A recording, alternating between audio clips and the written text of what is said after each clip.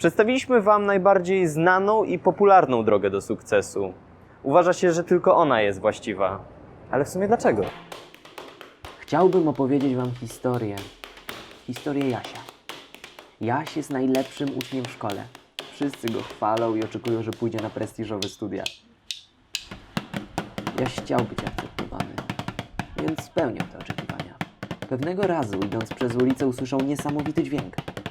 W tym momencie zdał sobie sprawę, że chce grać na perkusji. Był niesamowicie utalentowany. Jego solówki zapierały dech w piersiach. Poświęcał cały swój czas na ćwiczenia. Robił to, co kocha. Niestety jego oceny przestały być najlepsze. Ludzie, którzy do tej pory darzyli go szacunkiem, zaczęli okazywać mu pogardę. Największym ciosem byli rodzice. Dla Jasia nieważne były pieniądze czy sława. Chciał tylko grać. Jednak presja społeczeństwa zmusiła go do porzucenia pasji.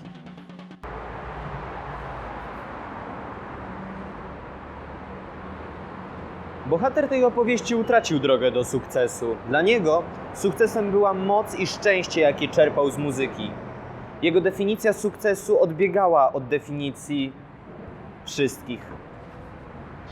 I dlatego została uznana za błędną. Ale czy na pewno tak było?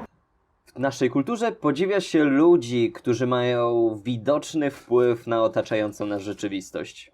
Albert Einstein, John Lennon czy Steve Jobs. Dla wielu ich dokonania są źródłem inspiracji. Każdy widzi efekty, ale tylko nieliczni przyglądają się procesowi, jaki towarzyszy powstawaniu czegoś niezwykłego. Żeby stworzyć coś nowego, trzeba myśleć i działać w sposób wykraczający poza schemat. Wyobraź sobie, że jeden z Twoich znajomych robi coś szalonego. Rzuca prestiżowe studia, żeby pracować w firmie elektronicznej i uczyć się kaligrafii. Jak Ci to brzmi?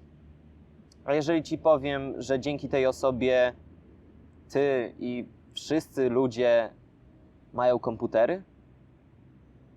Teraz brzmi to zupełnie inaczej. Dlaczego tak trudno zaakceptować nam wybory odbiegające od norm? W szkole uczymy się bardzo specyficznego sposobu myślenia. Jest tylko jedno właściwe rozwiązanie.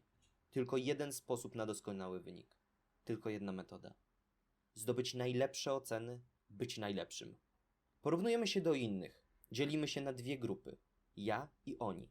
Zamiast tego możemy spróbować dostrzec talenty obu stron i wykorzystać je, żeby wspólnie coś stworzyć. Szkoła, studia, praca to ścieżka życia, która da Ci stabilność i poczucie bezpieczeństwa. Wyjście poza schematy będzie Cię kosztować o wiele więcej zaangażowania i wysiłku. Bezpieczeństwo czy pasja?